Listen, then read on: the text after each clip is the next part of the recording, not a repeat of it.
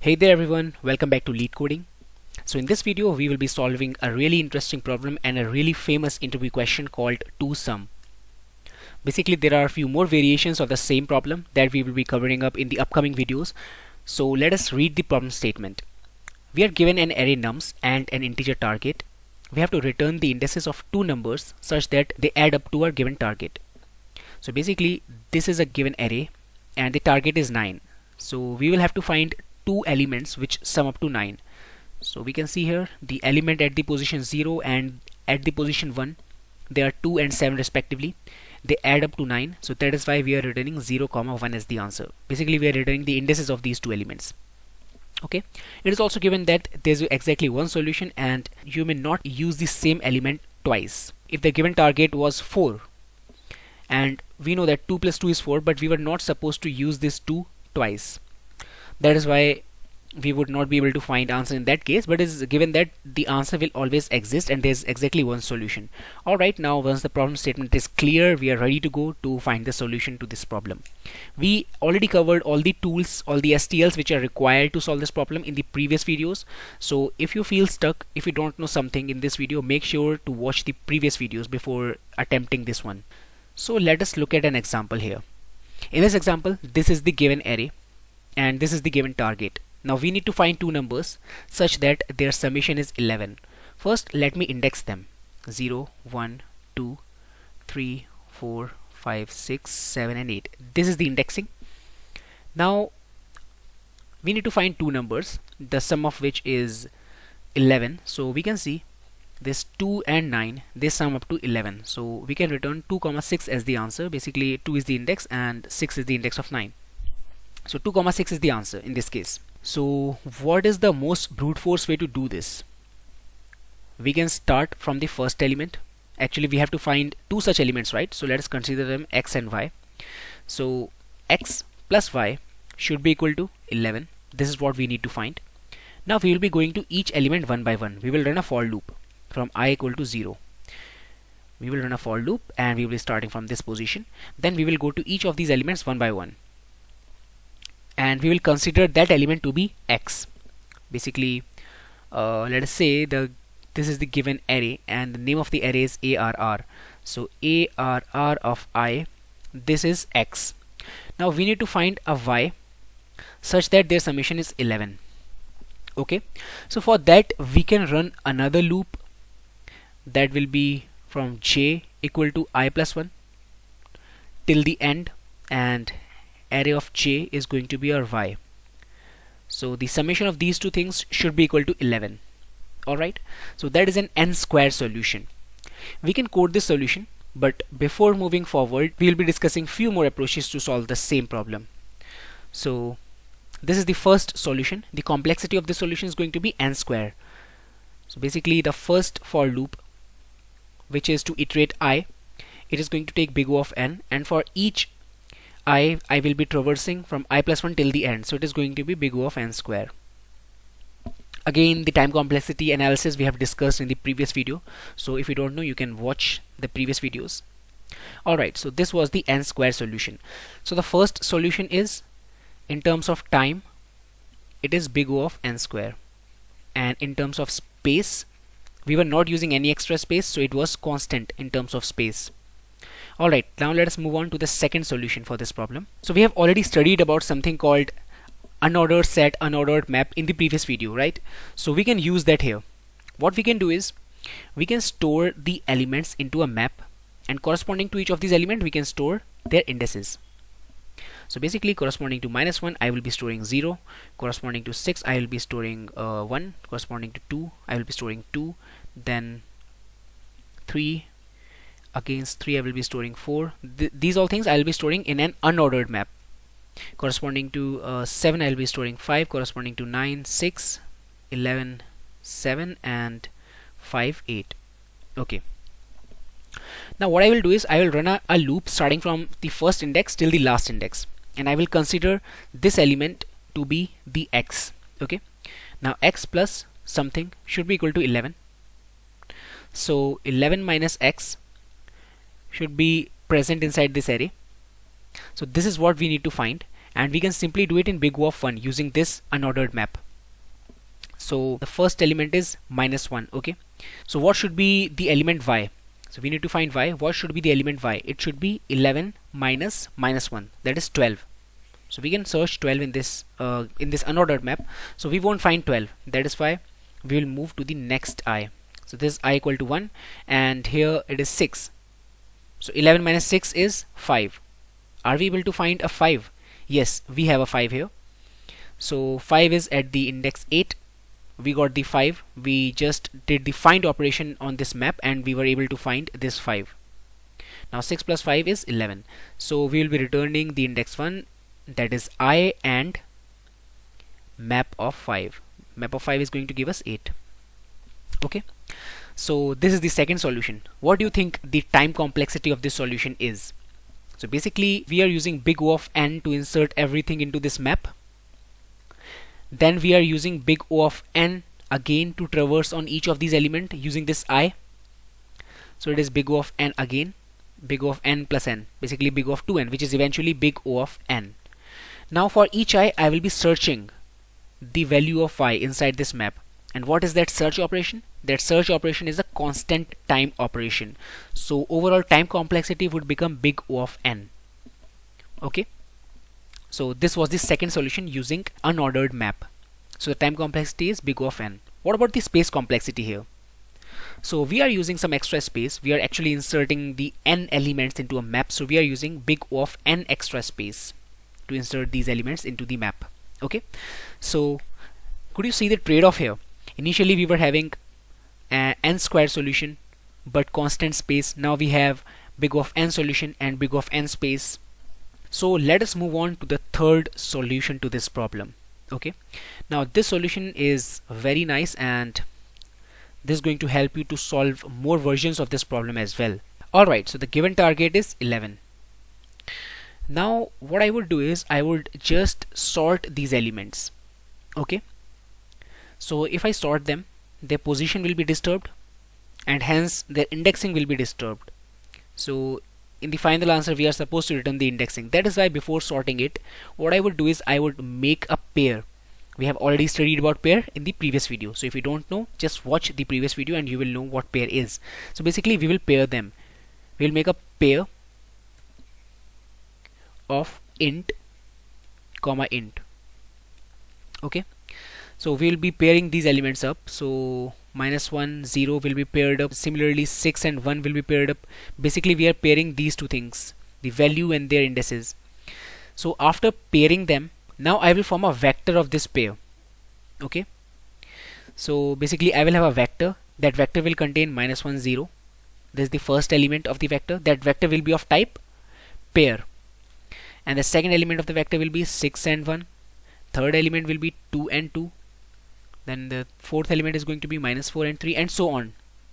Then I will sort this vector. I will sort it according to the first value. Okay, so what is the sorted sequence that I will be having?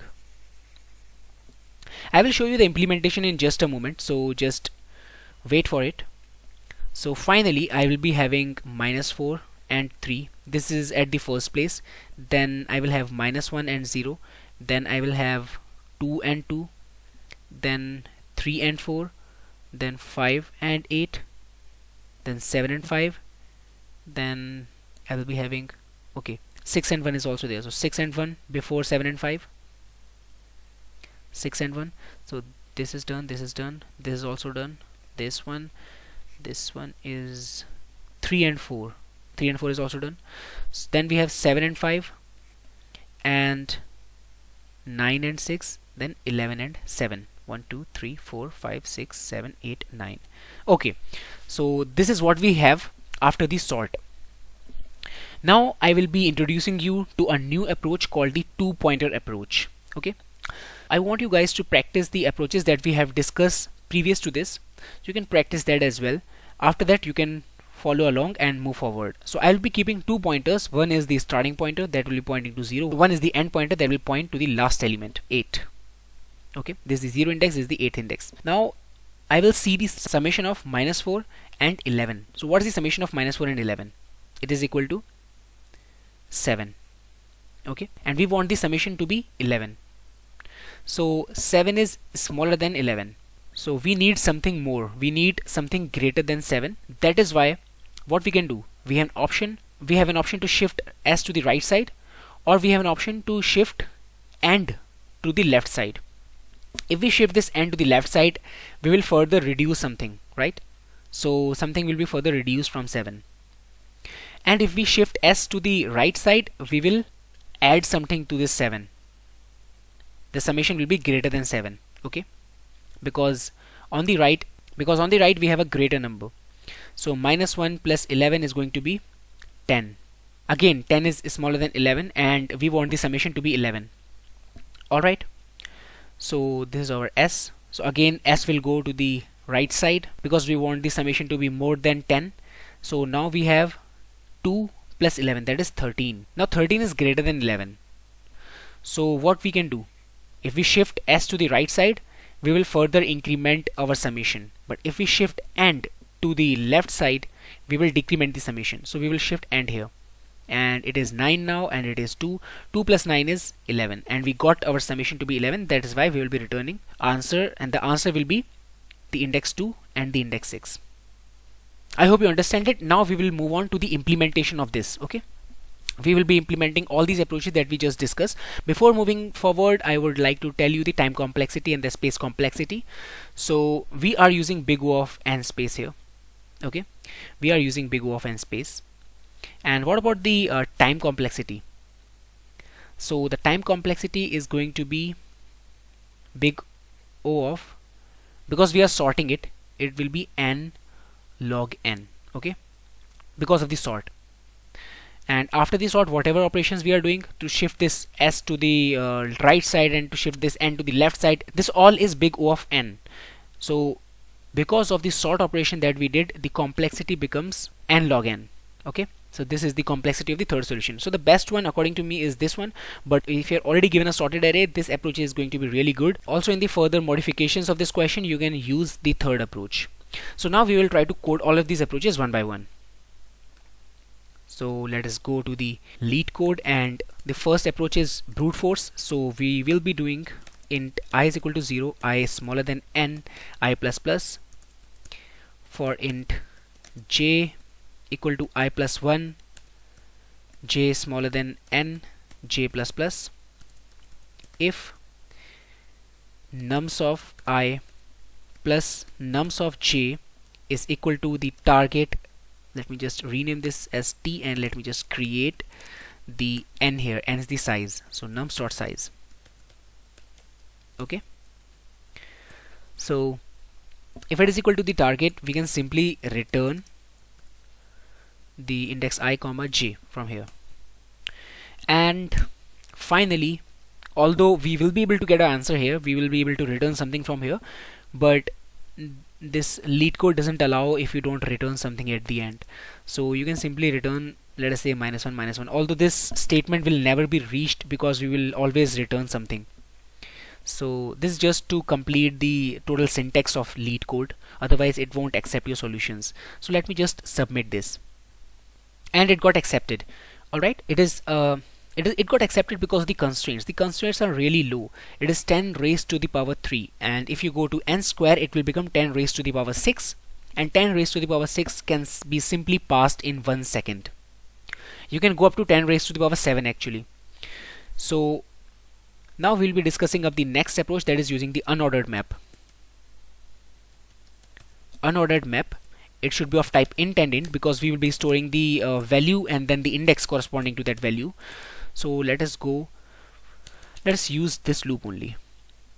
For int I is equal to 0, I is smaller than n, corresponding to the value. The value is nums of I. This is the value, and corresponding to this value, I will be storing the index. Okay, I will be mapping the index to the value. So now we have this map ready. Now what we can do is we can start reversing from I is smaller than n, I plus plus. So if nums of, alright, this x is nums of I, and we need to find y. So int y will be equal to t minus x. Alright, So this is y, and we need to find this. So if m dot find, okay, there's one more thing here. So we won't be able to store duplicates into this map, right? We won't be able to store the duplicates. So in case there are let us say the duplicates are there. So if we have two elements, if we have two occurring twice, so let us say 2 and 2, only 1 2 out of this will be stored, and if we want the target as 4, we won't be able to get the answer in that case, because one of the two will be eliminated. So we need to do something else.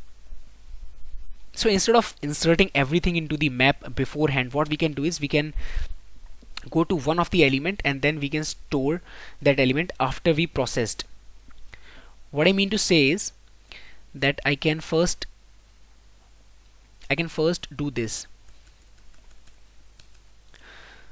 We can find y. If m dot find this y is not equal to m dot end, then in that case we can return I comma m of y.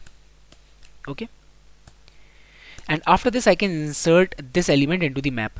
So m of nums of I is equal to I. So this will save us from that case. Now finally I can return this. So let me just try to run this now, and it got accepted again. Now moving on to the last approach, that is using the sort function. So first of all, we will have to convert it into a pair. So we'll be creating a vector of pair of int comma int. See, this is why I told you that you will be learning more STLs when we actually code them. So now you can create a vector of int, and similarly you can create a vector of pair. That pair could be of type int, char int, or whatever. Okay. First of all, I will be pairing them up. So I will start from I is equal to 0, I smaller than n, I plus plus, and v dot pushback. Now how to push a pair into a vector of pair? So you use these curly braces. The first element of the pair is nums of I, and the second element is I. Okay, so now we have this vector of pair ready. Now we can sort this.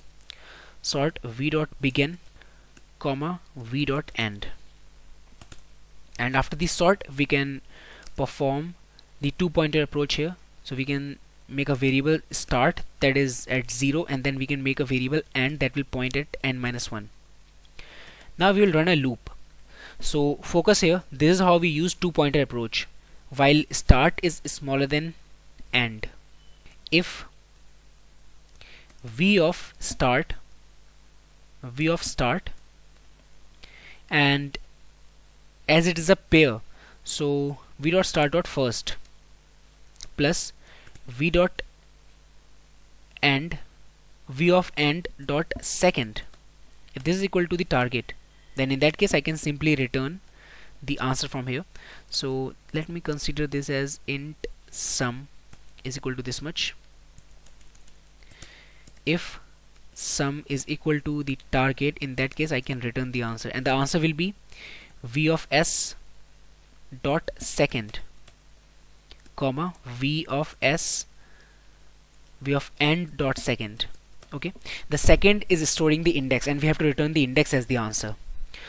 So if the sum is greater than the target, then in that case what I have to do is I will have to reduce the end minus minus, and if the sum is, I can use this condition here. So otherwise I can simply do s plus plus. Alright, so now let me return minus 1 comma minus 1 to complete the syntax and then submit this.